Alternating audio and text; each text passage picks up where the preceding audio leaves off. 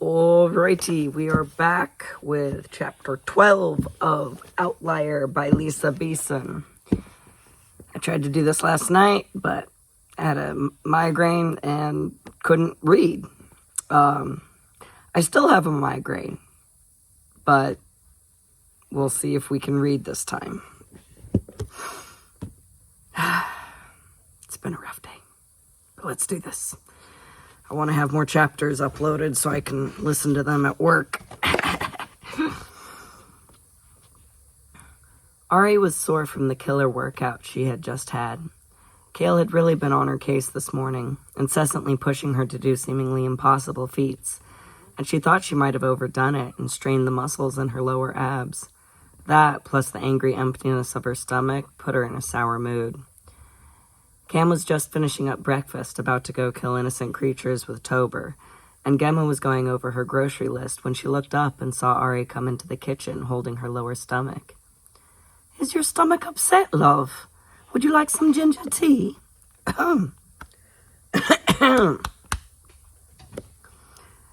"No, thanks. My stomach's fine. It's just..." But before Ari could finish what she was saying, Gemma nodded knowingly and quickly came over to give her a hug and whispered into her ear, "I've been expecting this since you've grown so much lately. Don't you worry, love. This is all perfectly natural. I'll be right back with everything you need." Then she grabbed the list, put it in her purse, and left through the mudroom door. Ari stood there stunned and stuttering when she realized what Gemma thought was happening. "Wait, no, Gemma!" But she was already gone. Great. "You okay, Pipes? Are you sick?" Cam asked, concerned. The whole time he'd known her, she hadn't had so much of as a sniffle. She looked over at him like she was annoyed by his question. "No, I'm fine. Don't worry about it," she said, still holding on to her stomach with one hand, and then went over to the plate of blueberry muffins on the counter and practically shoved a whole muffin into her mouth with the other. "Are you sure? Because Gemma ran out of here pretty fast." "I said I'm fine. Just drop it," she snapped. "Whoa, are you mad at me?" he asked, confused by her strange behavior. "No, I'm not mad at you," she breathed out with strained patience and then downed another muffin. "Are you sure? Because your words say no, but the murder in your eyes says yes," he joked, hoping to lighten the mood. "Geez, Cam, you don't need to know every single thing that's happening with me," she said exasperatedly, and then grabbed the whole plate of muffins and stormed out of the kitchen. Cam sat there stunned. What did I do? He wanted to run after her because he hated feeling like she was mad at him, but he had to meet up with Tober. He'd just have to talk to her later when she had a chance to cool down. Ari felt bad about snapping at Cam. He was surprisingly accepting of the fact that she wasn't human, but she was still coming to terms with it, and she definitely didn't feel like telling him what Gemma thought was going on, which would just lead to having a conversation about her enigmatic reproductive system and how it was different than everyone else's. Talk about an awkward conversation. There are just some things girls don't want to discuss with boys. Gemma was true to her word and had gotten everything she thought Ari needed, including a pound of chocolate fudge that she happily devoured, regardless of menstrual issues, as she vegged out in front of the TV while she waited for Cam to be done with Tober so she could apologize. The sun had broken through the clouds after lunch, so Ari decided to wait for Cam out in the garden. As she walked to their secret... God, Hi, baby. Nice. Oh, silly baby butt. My silly baby butt. I don't think the liquid's gonna help this.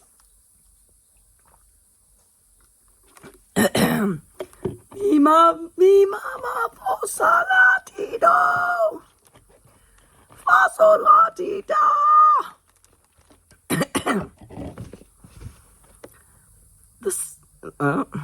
No, right away, it's crackling. The sun had broken through the clouds after lunch, so Ari decided to wait for Cam out in the garden. As she walked to their secret garden, she held her face up to the crisp November sunshine and tried to absorb some of its warmth. Walking over to the old oak, she sat down on the swing and idly swung back and forth, wondering what her friends, Nate and Ainsley, were doing right now back in Savannah. If they saw her right now, would they even recognize her? She didn't feel like the same person she once was, and not just because she had shot up 5 inches and was close to 5'9" now, or that she was starting to actually look like a teenager, but because she had learned and been through so much in the past 8 months. Her life as Kara Riley was starting to feel like a perfect dream preserved in a bubble, flying just out of her reach. The sound of someone coming down the gravel path snapped her back to reality. She looked through the old stone wall to see Dennis walking around with a tennis ball in his mouth. When he turned the corner and saw Ari, he loped excitedly over to her on the swing. "What are you doing over here all by yourself, you silly dog?" she asked while scratching behind his floppy ears. "Are you looking for someone to play?" At the word play, he dropped the ball at her feet and bounced around expectantly. Ari smiled, reluctantly picked up the disgustingly dirty, slobbery ball, and threw it for him. Dennis went bounding after it and then came back for her to throw it again.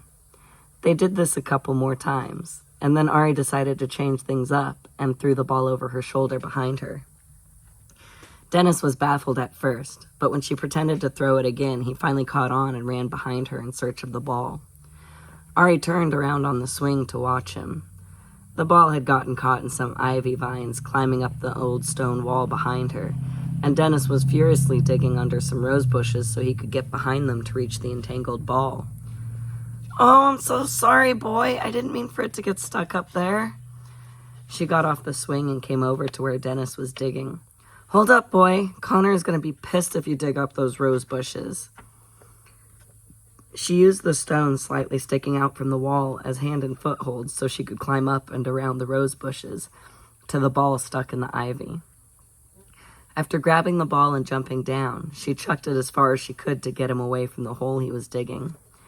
Dennis happily chased after it, and Ari surveyed the damage. Dang, he really got in there, didn't he?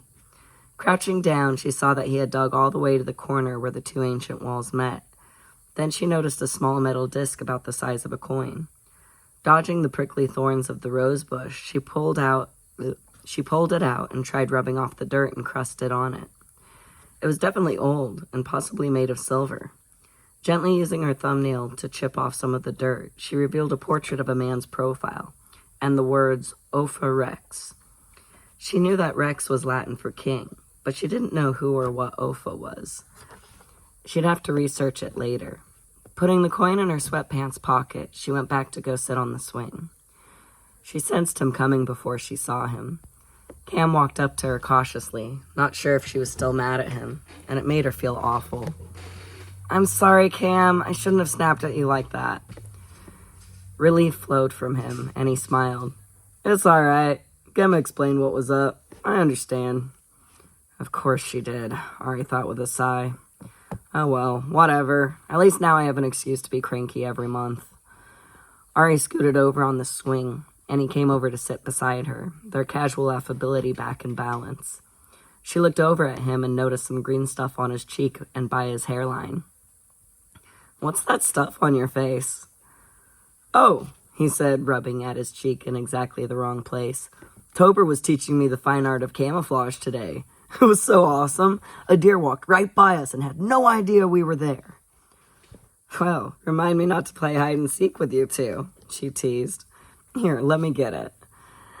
As she went to wipe away the paint near his temple, she thought about the games of hide and seek she used to play with Sadie and Hector when they were younger. She wished Cam could have known them. Her family would have loved them. Her family would have loved him. I still can't talk. I tell you, my brain has been killing me for weeks now, but really bad yesterday and today. Oy. Okay. She wished Cam could have known them. Her family would have really loved him. As soon as she touched Cam's temple, he gasped, and his eyes went unfocused. She quickly took her hand away, then he stood up abruptly, causing the swing to jerk violently, and he blinked at her in surprise. "Sweet baby Jesus! How'd you do that?" "What? What did I do?" she asked worriedly, hoping she hadn't unintentionally hurt him. You put a picture in my mind, he said excitedly, while pointing emphatically to his head. I did? Really? What did you see? Sorry for the squeak. I guess it's just gonna be this way today. I saw a Hispanic boy and a pretty light-skinned black girl with dimples. No way. That was Hector and Sadie. I was just thinking about how I wished you could have met them when I touched you, she mused out loud. And they were sort of glowing in those strange colors I saw when you amped me.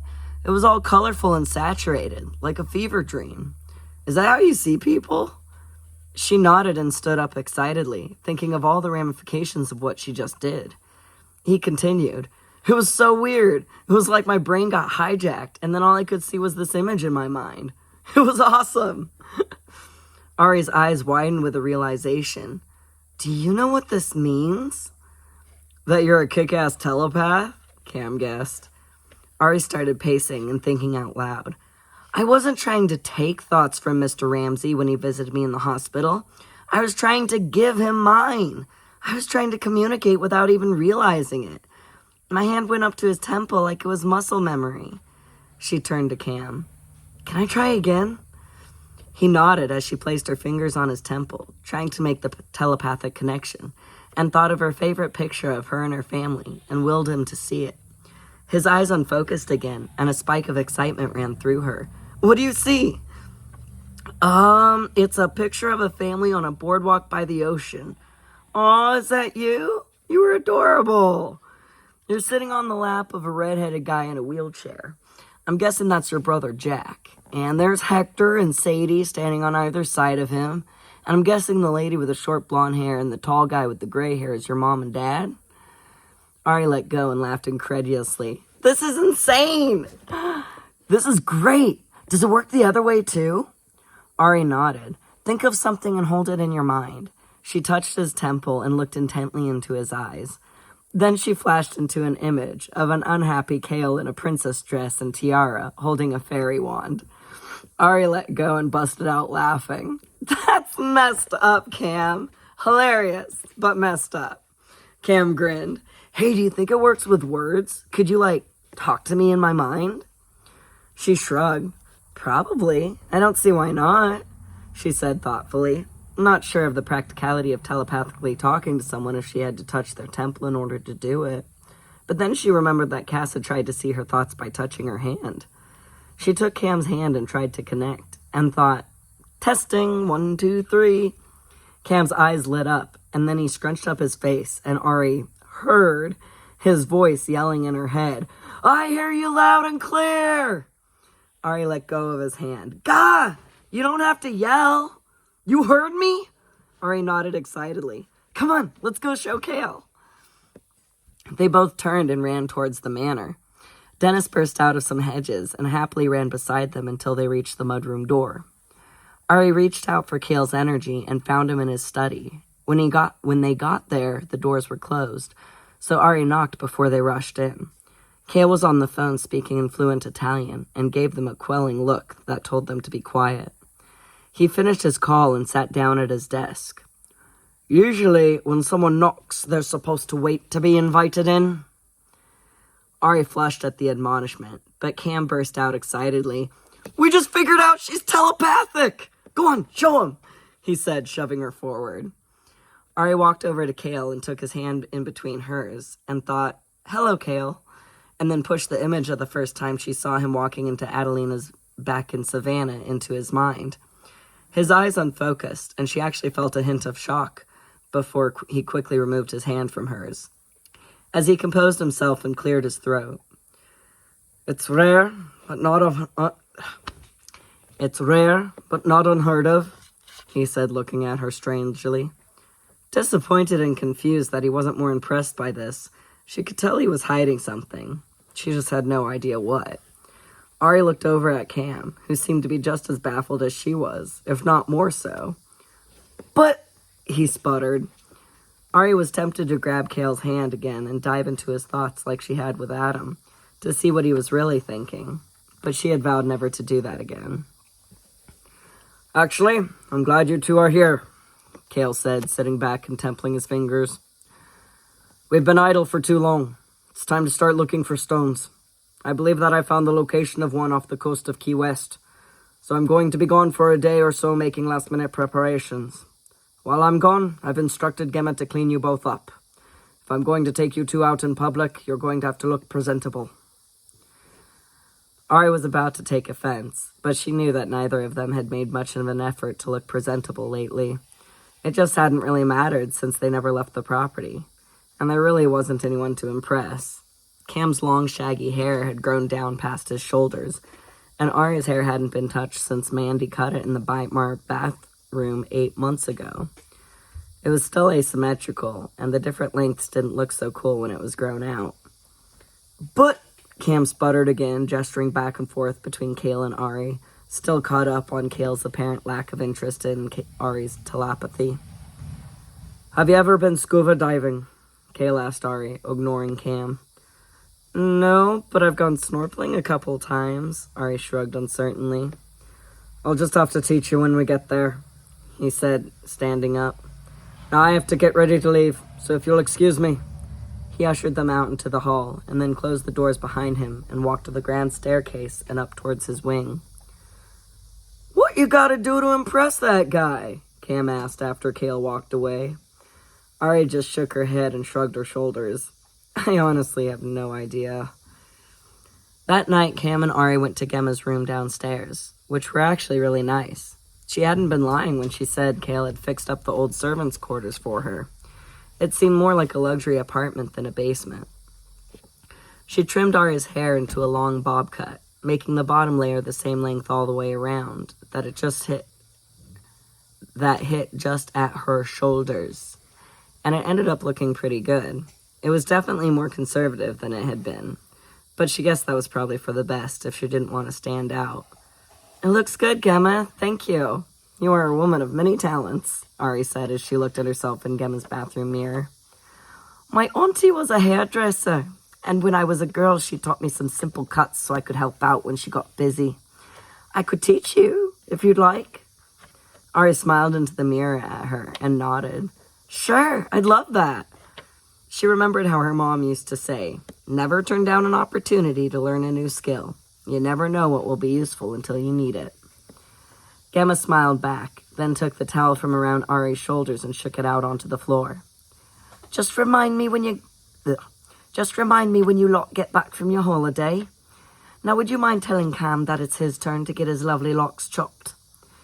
Ari gave her a quick hug and said, will do. When she found Cam, he was in Gemma's living room, looking at a framed picture on one of her shelves. Pipes, get over here, he said urgently, beckoning her with his hand. Ari went over to Cam and saw that it was an old picture from what she guessed was maybe the late 70s, with Gemma, Jared, and a man with longish hair and a beard and a full beard. Holy cow, is that Kale? She whispered excitedly.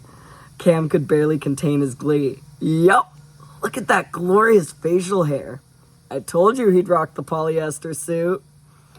Wow, this was almost 40 years ago, and he's barely aged at all, Ari marveled. Then she remembered what Gemma had sent her out to do. Oh, it's your turn for a haircut. You better get in there before she comes running after you with her shears, hippie long stockings, she said with a smirk. Ha, right. I like your hair, by the way. It looks nice, he said right before ruffling it up as he walked away. Thanks, she replied wryly. Ari turned back to the old picture. The three of them were standing in front of the manor. Jared looked like he might be 6 or 7, and he was standing jubilantly behind a brand new bicycle with a big bow on it. Gemma, who was pretty svelte, Svelte. I'll have to look it up later. Gemma, who was pretty svelte and attractive back then. Is it supposed to be slight? No, I don't know. Had her hands on his shoulders and was smiling at the camera, but her eyes were on Kale, who stood there with his hands in his pockets and a let's get this over with look on his face. Ari wondered what the dynamic between them was at the time. She looked around at the other pictures around the living room, but that was the only one with Cale in it. The rest were mostly of Jared growing up. She saw a cork board hanging up over Gemma's computer desk that had a new picture from when Gemma had gone up to Oxford for Jared's birthday. Judging by his slightly rotund appearance, it looked like Gemma's amazing cooking had caught up with him as well.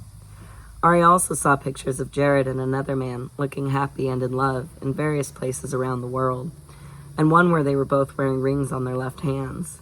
Good for you, Jared. After checking out the rest of the pictures, Ari couldn't help gravitating back to the one with Cale. If not for the clothing style and the obvious age difference in Gemma from then to now, this picture looked like it could have been taken only a couple of years ago. Then it finally hit her. Once she hit maturity, her aging would exponentially slow down, while everyone else continued to grow old, and eventually die around her.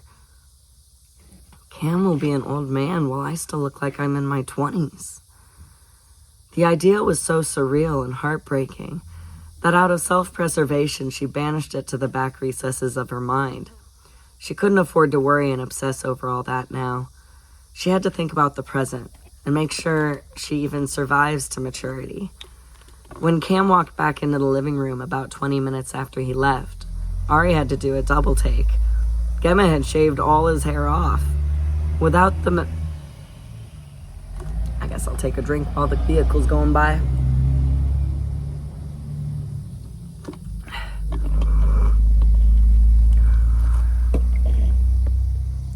Without the messy mop of dark brown hair constantly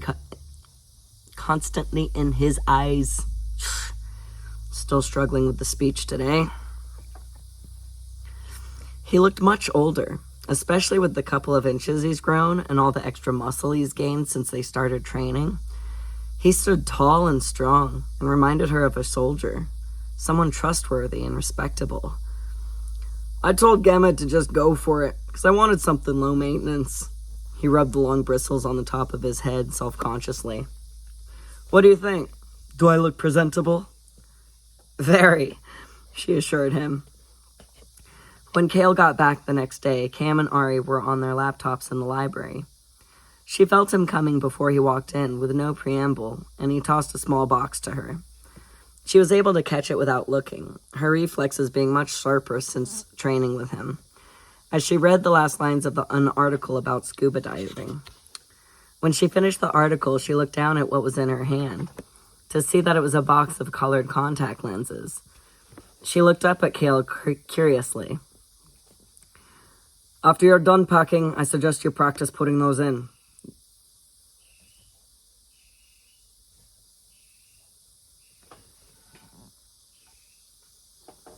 Interesting bird sounds. After you're done packing, I suggest you practice putting those in. You'll be wearing them from now on whenever we leave the property. You've sprouted up in the past couple months, so hopefully that will be enough of a change to disguise your identity. He looked over at Cam, who was now shutting his laptop and sitting up from his normal sprawling lounge on the antique leather couch. Better, Cale said, as he surveyed Cam's new look. Pack for at least 7 days. We're leaving in 2 hours. And with that, he left the library. When Ari went upstairs, she found a brand new suitcase lying open on her bed, and next to it was a pile of new clothes, which she was thankful for. She'd already grown out of most of the ones he'd gotten for her when she first arrived, some of which she hadn't even worn since there hadn't really been any opportunity. Still struggling to speak, but I want to get this going. Some of which she hadn't even worn since there hadn't really been any appropriate opportunity to wear the high-end fashionable clothes. Moving on. It felt like an awful waste, so she decided she'd ask Gemma to donate the unworn clothes to a thrift shop in the village before they left. Putting the new clothes into the suitcase, she also saw that she now had a new bathing suit and a neoprene wetsuit. Sweet. After packing everything she thought she'd need for the trip, she went into the bathroom to practice putting in her new contacts. She'd watched her mom put in her own contacts dozens of times, so she knew how to do it. It was just the part of actually putting it on her eyeball that she had to get over. After a couple hit and misses, she finally got the hang of it and looked at herself in the mirror. It was so bizarre. Kale must have gotten the super expensive ones because these contacts looked so realistic that her eyes really did look like they were naturally a deep dark brown. She looked perfectly ethnically ambiguous. But what pleased her most was, I looked normal. Ari was so excited she had to go show Cam. She ran down the hall and burst into his room. He was standing at his bed, still figuring out what to pack. So, what do you think of my new look? She asked, smiling, framing her face with her hands. He looked at her for a second, but his face was hard to read. Ari really wanted to know what he truly thought, but she had promised herself to lay back on the intentions checking, and he was always honest with her. He shrugged non-committedly. Meh, I like your real eye color better. Ari's shoulders slumped as her excitement deflated. But they make me look normal. But you're not normal, Ari. That's the point. He poorly folded up a t-shirt, then threw it in the suitcase. Why do you want to be normal anyway? You're so much better than normal. He got out his lucky knife from his nightstand drawer and put it in one of the inner pockets of his suitcase. Do you even realize that you've lost your southern accent? He asked, sitting down on the bed. It's been gradual, but it's totally gone now. You're starting to sound like him, he said with a sour look on his face, obviously talking about Kale. Ari hadn't told Cam what Kale had told her about Sanriel. It wasn't her story to tell, so Cam still saw him as a jerk. She didn't know what losing her accent had to do with her new contacts. But no, she hadn't realized she lost it. At first, she thought that losing her accent was the smart thing to do so people wouldn't know where she came from. But now that it was gone, it felt like one less thread tying her to her past. And there weren't many left. Not knowing what to do or how to feel about that, she just looked down at her feet. Cam sighed, then got up and walked over, bringing her chin up with his finger to make her look at him. Since her growth spurt, the distance wasn't as much as it used to be. Don't worry about what I think. The contacts look fine.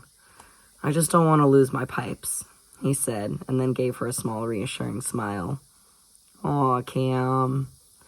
You're not losing anything. I'm still here, she said, and then smirked. Sorry to say, but you're stuck with me, stink face. Then she playfully pushed him away before walking back to her room. And that was the end of chapter 12. Bum, bum, bum. Chapter 12. Chapter 12. Oh, I guess I should have just ended this before I go messing with other stuff. I guess that light's all ready to go. I don't know what I did with my other bike light. Pooey. Logum Louie. Alrighty, thank you for joining me on chapter 12 of Outlier. We'll be ending this now and going on to chapter 13.